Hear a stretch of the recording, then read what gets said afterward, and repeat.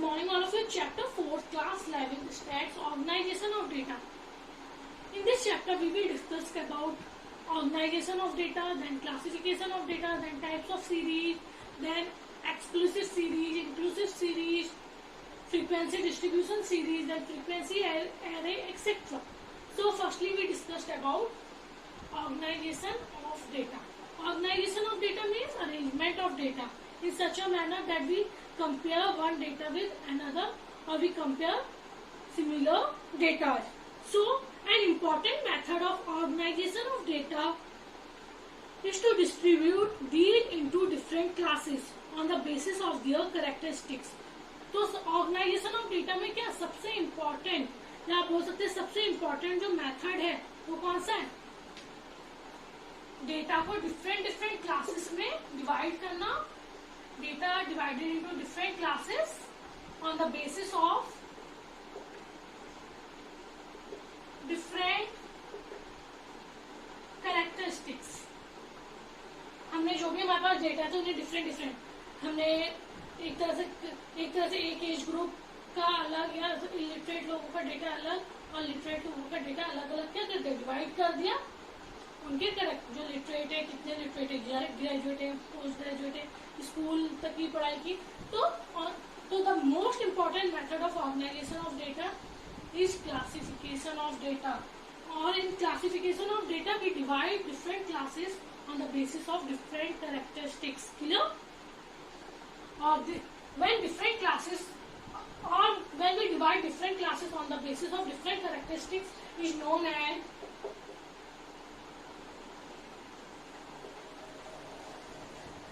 classification of data. Clear? So when data is distributed into different classes on the basis of different characteristics is known as classification of data.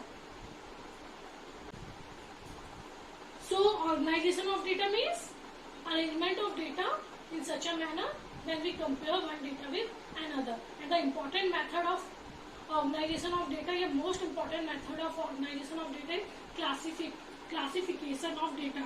In classification of data, data is distributed among different classes on the basis of different characteristics. Clear? Now next topic, what is classification? होता क्या है classification? What is classification?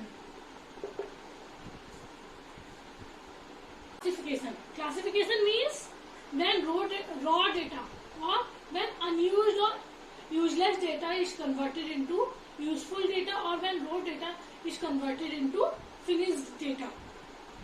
In order to make the raw data meaningful, जब raw means जिसका कोई use नहीं है, useless data. When raw data converted into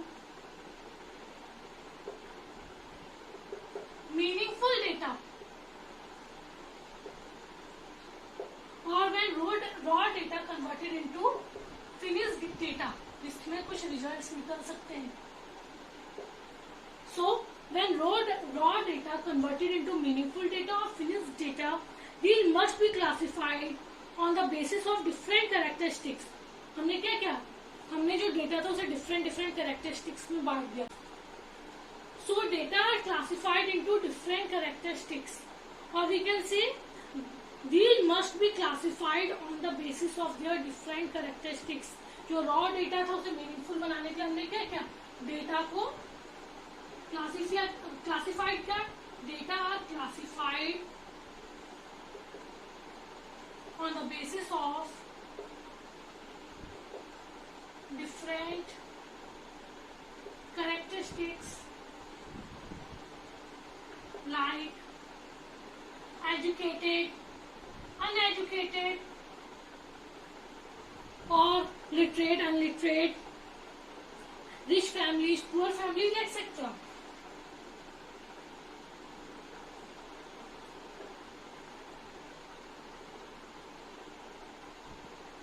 suppose हमें 200 लोगों का डेटा कलेक्ट करना था. हमारी लोकेलिटी में 200 लोग हैं, उनका डेटा कलेक्ट करना है. तो उन 200 लोग अभी क्या रॉ डेटा है, हमें क्या करना है? उन रॉ डेटा को जो यूजलेस डेटा है या जो अनयूज्ड डेटा है उसे हमें क्या मीनिंगफुल डेटा में कन्वर्ट करना है या फिनिश्ड डेटा में। तो हम क्या करेंगे, डेटा को क्लासिफाइड करेंगे। हम सारे 200 लोगों में देखेंगे कितने लोग पढ़े लिखे हैं, कितने लोग अनपढ़ या अनएजुकेटेड है, कितनी फैमिली ऐसी जिनकी इनकम 5,000 से ज्यादा, कितनी फैमिली ऐसी जिनकी इनकम 5,000 से कम है। तो हम डिफरेंट कैरेक्टरिस्टिक्स में क्लासिफाइड कर देंगे डेटा को, like educated, uneducated, rich family, poor family, etcetera. Clear?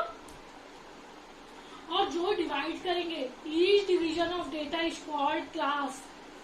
जो भी हम डिवाइड करते हैं, डिवीजन करते हैं, ईच डिवीजन ऑफ डेटा, जो भी डेटा में डिवीजन होता है उसे क्या कहते हैं? Each division of data is called class. क्या कहते हैं उसे? Class. Each division of data is called class, and the process by which data is divided into different classes on the basis of their similarity or diversity is called classification.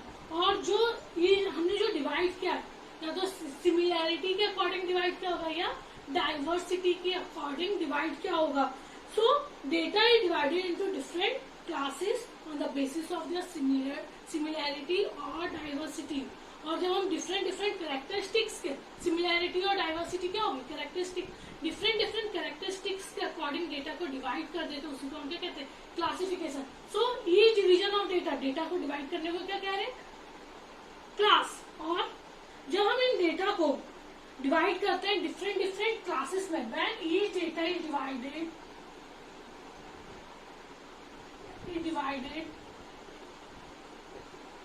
different class on the basis of similarity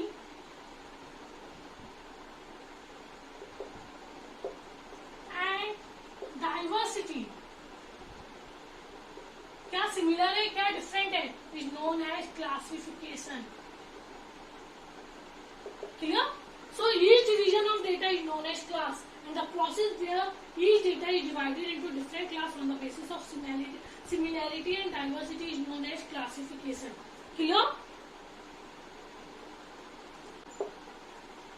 Objectives of classification: number first, simple or simplification and brief.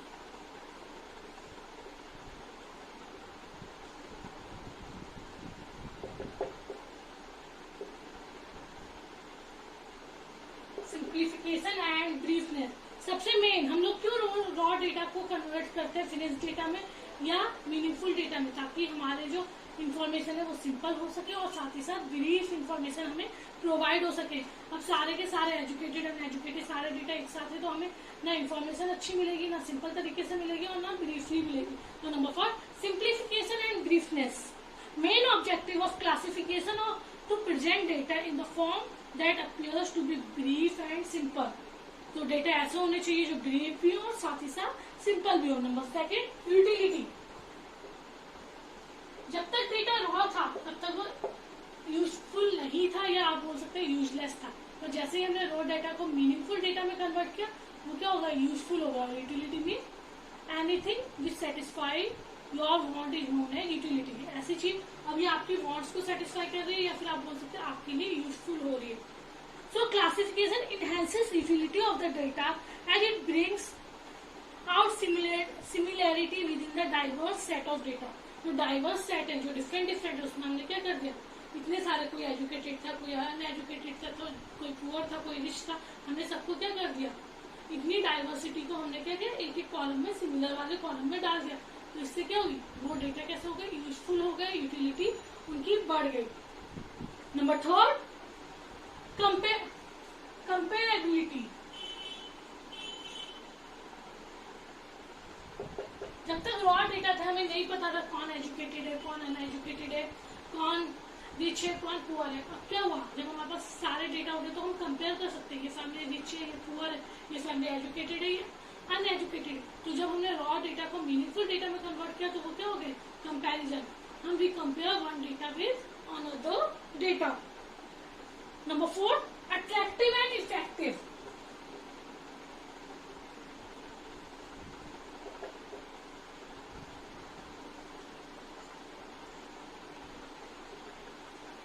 जब सारे data columns में लगे हैं कि भाई सारे के सारे डेटा उनके कैरेक्टरिस्टिक्स के अकॉर्डिंग कॉलम्स में लगे हैं, टेबल्स में डिवाइड है तो क्या वो अट्रैक्टिव भी लगेंगे और वो डेटा हम इजिली, अब हम 200 लोगों में हम ढूंढ रहे हैं एजुकेटेड कौन है अनएजुकेटेड कौन, तो ये ना अट्रैक्ट करेंगे ना इफेक्टिव होंगे।